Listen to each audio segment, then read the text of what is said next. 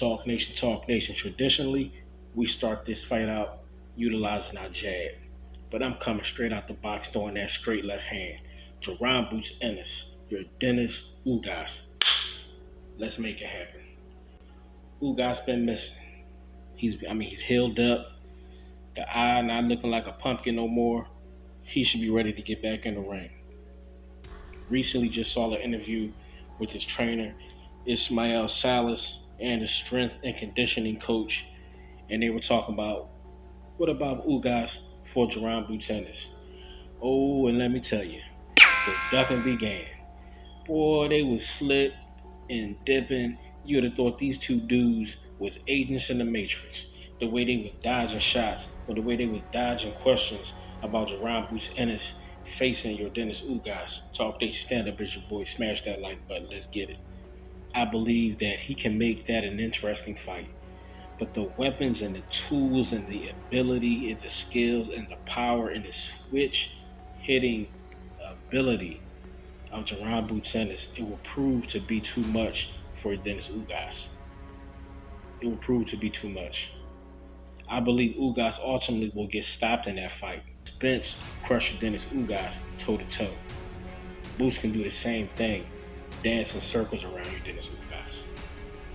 And even if UGAS tries to cut off of the ring, Boots' movement and his ability while moving is going to not only prove difficult for you, Dennis UGAS, but it's going to make it very hard for UGAS to set up traps. They're going to have to change their game plan all up if they force somebody like Jaron Boots Ennis. He's dangerous. He's more dangerous than Porter. He's more dangerous than Pacquiao. He's more dangerous than Spence. Salas, they are going to have to literally go into the lab, experiment with different things, and create a whole new Frankenstein monster that is your Dennis UGAS. If he steps into the ring with Jaron Boots Ennis. Jaron Boots Ennis is a fantastic southpaw. He switches seamlessly. Crawford, once he gets hit, once he gets in trouble, automatically it's like a reflex action. Bam! He switches to southpaw. With Jaron Boots Ennis is natural. Does it without thinking. He been doing it since after he stopped crawling. You know what I mean? Like, this dude is a natural switch hitter. The most natural that I've seen. I thought that Bud Crawford was possibly the best until I saw Jaron Boots Ennis. In my opinion, Jaron Boots Ennis is the best switch hitter in boxing. The best. The best. Not only he does it seamlessly, but it's like if you watching a fight, if you really watching a fight, even if you paying attention, you'll find that you done seen Jaron Boots Ennis, you didn't see Jaron Boots Ennis switch from a lefty to a righty or from a righty to a lefty. You didn't even pay attention. You didn't catch it. They would have to roll the tape back and do it in slow-mo. And when you see him doing it, you know what I mean? He can be doing a transition, you know what I mean, off of the back foot, moving laterally, pressing his opponent. It doesn't matter. It's just a series of him simply moving his feet. It's not calculated. It's organic. It's completely organic when he switches in the ring. His ability, his jab, his explosiveness, his timing, his IQ will ultimately, in my opinion, I think that would be too much for you, Dennis UGAS. Everybody that they said would be a step-up fight for Jaron Boots Ennis, from Lipinets to Delorme to someone, Custio Clayton, all the dudes before that, you know what I mean? Even back to, you know what I mean, Chris Van Heerden. Doesn't matter. Everybody got crushed. And Delorme and Custio Clayton, I mean, he got these dudes up out of there in 1 round, 2 rounds. Bye-bye. Fight's over. Knockout. Crushed. So you Dennis UGAS, I will honestly say that will possibly be his toughest fight to date. And let's mix a little Stanionis in there. You know what I mean? Let's mix a little bit of that Stanionis in there. Stanionis has a great left hand. Goes to the body. Goes to the body well. I like how Stanionis goes to the body with that left hand. I love how he digs that shot. Then comes over the top with the overhand right. I love that. To be honest with you, I think Stanionis against Errol Spence, the way those two styles and the way those two guys fight, I think that'd be a great fight. But Boots, he obliterates Stanionis.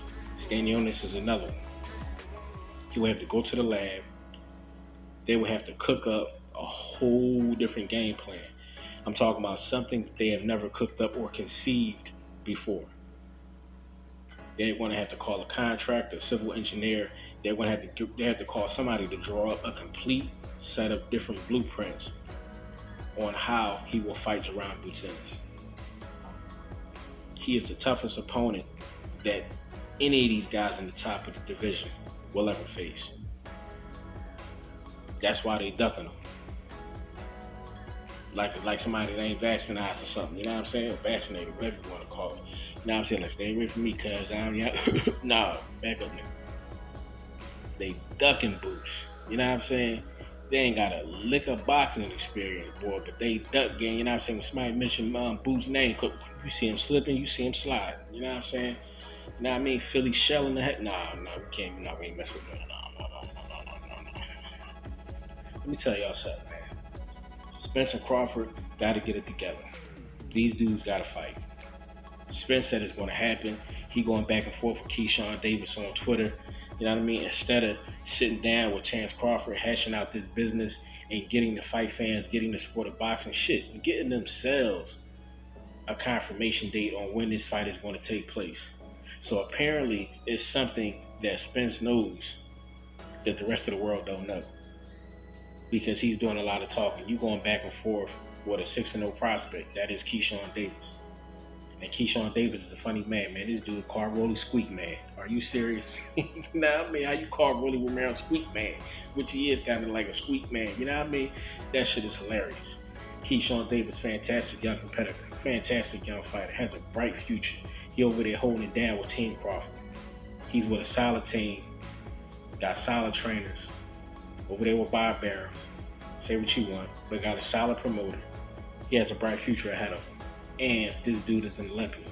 Highly talented. He's making noise 6 fights in. Imagine when he's 10 fights in, 15 fights in, 20 fights in. He's going to be the face of a division. So 135 is getting interesting, y'all. It truly is. Anytime you got Spence picking up the phone and going back and forth with a prospect, Keyshawn Davis got to be doing something right. He got to be doing something right. But for the Squeak Man, it's the Devin Haney's, everybody, Tank Davis, Frank Martin, which is, he's promoted by Errol the True Spence. Keyshawn Davis want all that smoke, man. It's a matter of time, of course, I understand that. But Keyshawn Davis don't seem like he's the type to back down. You know what I mean? He seems like when the time comes, he's willing to step up. You know what I'm saying? The next up from the rest of. You dig what I'm saying? Now let's talk about the best of. Jaron Boots Ennis, UGAS, let's make that fight. Jaron Boots Ennis, STANIONIS, let's make that fight. Jaron Boots Ennis against Virgil Ortiz, he don't want that fight. So let's see how things map out, Talk Nation. Stand up as your boy. You know what I'm saying? Put your thoughts in the comments, put your hearts in the comments. Don't put your soul, that's God's property. Don't put no hate, keep that to yourself. Talk Nation, stand up as your boy. Don't forget to like, comment, and subscribe. And you already know how I play. Share the truth. About Boots, great fighter, great fighter.